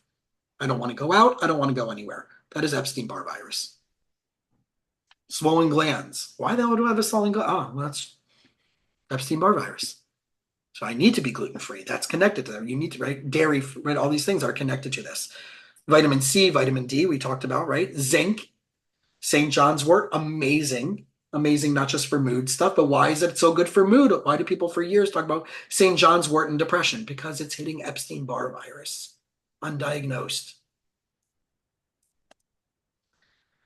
Mold and parasites. You walk into my condo, you smell it. Mold. It's that dingy, damp, mildewy smell that we have in a lot of places that we go, the gym, whatever, right? Cause neuroinflammation, coughing, running nose, sneezing, mood swings, depression. I mean, we're talking like all the heavy hitters here. So now, wait, what is it? Is it mold? Is it parasites? Is it, yeah, right? There's labs that test it that US therapists can sign up for. One of them is called Mosaic DX. I just ordered it. I have my sister and other family members and other friends of mine and other clients are doing this. And we want to find out, what's your toxic load? Are there chemicals that you're being exposed to in your city tap water? Are there chemicals that you're being exposed to from, if you work in, leather tanning, or you're doing pottery as a hobby, there's going to be high chemicals and stuff that you're being exposed to. You eat sushi. If you're on social media, you can see if you're buying even the wild sushi from Costco right now, they're still finding parasites in the frozen sushi. I mean, the frozen salmon. Live parasites. This is all going, and then, right, think about what we talked about before. And then oats. Stop drinking your oat milk lattes. Not only does it have something called phytic acid, which pulls minerals from your body, high in mycotoxins, high in mold. Also has high medical exposure. And it's most of the time you're eating the packaged and processed stuff, not that. Even the plain, what about steel cut oatmeal? Still has high phytic acid. Still has mold. Right. High fructose corn syrup, you all know about this. Right. Let me go there. So this is new. Food coloring. They've decided to change their names to numbers, so you don't know what it is. First it was red number 40. Now it's Allura red, and now it also might be related as E129, and so forth. And we know with kids with hyperactivity and ADHD and right Skittles and M&Ms and all that stuff, a lot of times some of the food coloring is actually from, like, red coloring is actually from the shells of certain insects. Now think about someone who has food allergies and food sensitivities. Forget someone that might have a shellfish allergy, even on micro levels, right? So here's the average client coming in, if you're now informed about all this, but my client's saying they found nothing on my labs. Why do I still feel like crap? So I'll give you an example. I had a client that I used to see years ago. Every morning was waking up and throwing up. The doctor said, oh, you have high stomach acid. We're going to put you on a proton pump inhibitor, or, one of the other over-the-counters. Majority of the people who have high stomach acid actually have low stomach acid. It's actually low hydrochloric acid. They're not producing enough. So therefore, they're not breaking down the food, and that alone is causing the nausea response. So I had the client try, hey, just drink some organic apple cider vinegar. It has to be not the distilled organic, right? Because it has the mother in it, right? The little floating stuff in it, the probiotic. Take a little bit, try a teaspoon, put it in some water, big glass of water. Try that before you eat. All of a sudden, within a few days, their nausea went down 80, 90%. They had all these other symptoms. Like, listen, go to my primary. I'll get you in. Go get tested for Epstein-Barr virus. My WhatsApp message a few days later. Why do I need to go to a doctor? I know you already know exactly what was going on for me. It was confirmed that it was exactly what you said. So then we have labs. This is just an example. Thyroid stimulating hormone. They want it to be between 0.5 and 4.5 in the functional medicine range. Think about the bell curve. Think about the average person going on Walmart, on the electric cart, eating Swanson's dinner 9 days a week. That's what our labs are being lumped in with. It's the bell curve of the average human being. But we're not trying to be average. We want to be optimal and functional. So functional medicine tightens up the labs, and now all of a sudden you start finding stuff. Fasting glucose between 70 and 99. Well, if you're at 98, 99, you're already in blood sugar dysregulation. You're already at risk for developing diabetes, pre-diabetic. It's not when you get to 100, you already are in pre-diabetes. You already have metabolic syndrome. So you want to be, right? Vitamin D, 20 to 50, 20 to 40. You really want from 50 to 80 is functional medicine. C-reactive protein, between 0 and 10, you're fine. You're at a 9. No, in functional medicine, it's 0 to 1. You don't want to be higher than a 1. That means you already have high inflammation in your body at 2. And they're like, no, if you have a 9, you're fine, as long as you're not into 10 or 11. You see, like all the, right, how this is now mood and motivation and total cholesterol as well. So let's get into legals. I know we have a few minutes left. Is it okay if we go a few minutes over? Is that okay with everybody? I know you might. Yeah, I'm going to try to wrap it up. Okay. So this is from the dietitian board.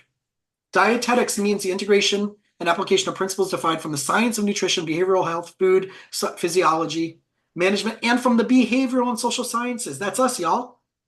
To achieve and maintain all this right wonderful stuff through a person's life. So let's go to 465.505. Number 1, nothing in this practice may be construed as prohibiting or restricting the practices, services, or activities of, guess what, 490 and 491 board members. Guys, we can talk about nutrition. We can make suggestions about nutrition. We can take trainings in nutrition. We can say, hey, you might want to take a look at this supplement. I really think you need to be on this. When engaging in our profession, along with, right? Because it doesn't say anywhere in our scope of practice that we can't, and we're exempt by nutrition board as long as we get the clinical training in order to do that. And then there's some other exemptions for other type of things. And here's what it says in our board. And I highlighted or underlined: assessing, evaluating, and treating, preventing emotional and mental dysfunctions, and the provision of needed information and education to guide clients when using psychological nature to prevent emotional and mental disorders and dysfunction, cognitive, affective, or behavioral, right? Including clinical research areas for treatment and prevention of such conditions. Well, that's what the 468 Nutrition Board exempts us to do. And then we have something called the complementary and alternative healthcare treatments. This is something that was put in, I can't remember how many years ago, Chapter 4, Laws and Rules of Statute 45641. And it goes through what is the definition. We has to be for licensed healthcare practitioners, that's designed to provide treatments for our patients that are effective, that are complementary outside of the traditional conventional cares, as long as we state following specific things. They must inform your specific education in that area, your experience and your credentials in relationship to that complementary care option. You can communicate this orally, or I actually have a secondary consent in my consent form. Right? What is a healthcare practitioner? We're one of those. That is one of the, right, 45641. We're listed in that. Chapter 491, clinical counseling, psychotherapy. This is my consent form. NET is not a psychotherapy technique. It addresses physiological stress patterns. It allows the body to remove any blockages that the body, and within its own vitalism, knows how, like you, the patient, you, the client, you have the answers to your problems. We're here to help you think about a different way to get there, or to help you realize you already know it. NET and other modalities like this do the same thing. Your body knows how to heal itself. Let's help you get rid of some of those things. And I quote 456, and I show which all the A, B, and C as it relates back to, and this is a secondary consent in my consent form. We talk about emotional reality. This might come up. This just is emotional reality. It doesn't mean it actually happened. So then you have all that. All right. I threw a lot at you.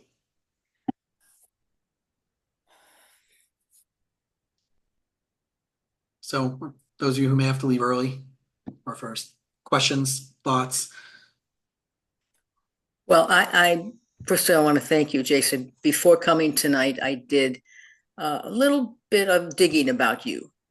I was curious about you and curious about what you do. And so I came a little prepared, and I'm glad that I did that. This is all very interesting. I'm going to take a lot of this away and see how it can be integrated. I use EMDR, and I'm one of a few therapists in the country who use a new protocol called Tholage. And I have to tell you that just this week it reminded me.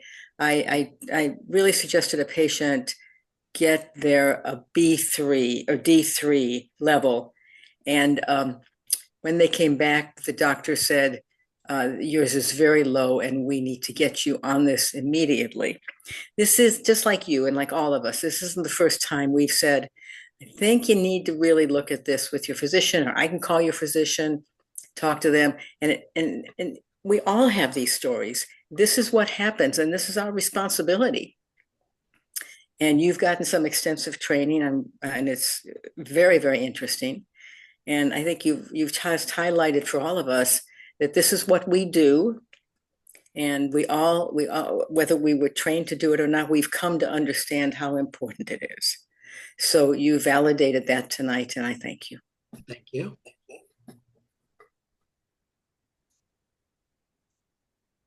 I really appreciate you going into the law, because I know that's a conversation you and I have gone around and round with. And I appreciate seeing that 491 is named in the dietitian's statutes. And it still requires that we be trained. We still have to be trained. We still have to inform our clients. We still have to get their permission to go into all of that kind of stuff. And the other thing that I wrote down in my notes is that I really appreciate you're talking about how, you do practice as usual, you do your usual systemic work. But if things aren't happening and you've pulled every other trick out of the bag and things still aren't cooking, rather than thinking that they're a bad client or they're not ready or they're resistant or, all the negative attributes that we hear from our other colleagues, because none of that language is in the MFT models, that maybe looking at the biology is a place to go. And even if all we do is say, could you go to your doctor? I mean, I'm not as smart as Jason and can actually look at your labs and tell you, but I just have a sense that maybe what's getting in your way is your own body. So go get that checked out. It can't hurt. How long has it been? And if it's been a long time since they've gone to the primary and had a comprehensive annual eval, well, there might be something there. In maybe, I am not trained enough in all of that detail, and I certainly don't want to scare anybody with viruses and parasites. But if they go to the doctor, particularly if we perhaps send a consult to the doctor and say, we've tried all these things, I'm just wondering if, and this is where I'm at, and see what happens. It can't hurt to ask. I think we should always ask about medical. We ask about drugs, right? We ask about that. When we do our mood assessment, we ask about food and sleeping and things like that. That's so going to this other is not so far from that which we do anyway. So yeah, and the thirdly, I appreciate you weaving in the Gottmans and all the other kinds of things about how some of this is connected to EMDR and hypnosis. And you didn't name neuro-linguistic programming, but I think that's in the same neighborhood as well. Yeah. All righty. Yep. So that's what I have. So two things about labs. One, if you have a doctor, I have a list of functional medicine practitioners that I refer to here in South Florida. But two, if you have a client, like a lot of these things can be tested through insurance. They don't have to go and do a lot of expensive stuff, right? The MTHFR and vitamin D and Epstein-Barr virus. Most of the time, they're not going to even check vitamin D or vitamin Bs or magnesium or zinc, but the doctor will say, well, I don't know if your insurance will check that.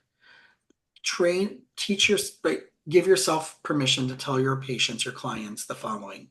Tell your doctor, don't worry about that. That's not your problem. It's never thousands of dollars. It's never hundreds of dollars. Maybe it's $140 if it's not covered for all of those things. But I've never had someone come back and say, oh my gosh, Jason, I got denied and you just cost me $1,000.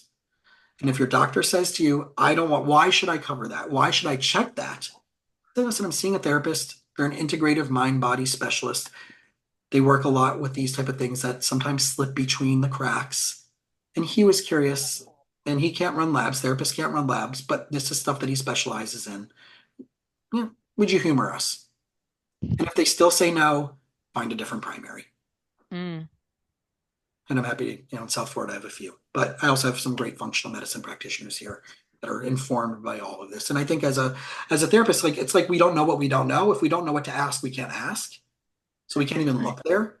So that's why I love all of this. And that's where, like, again, like the muscle test again, just as a simple thing of like, well, you're saying you're okay with this, but your nervous system isn't. So until we get those two things together, you can't get there.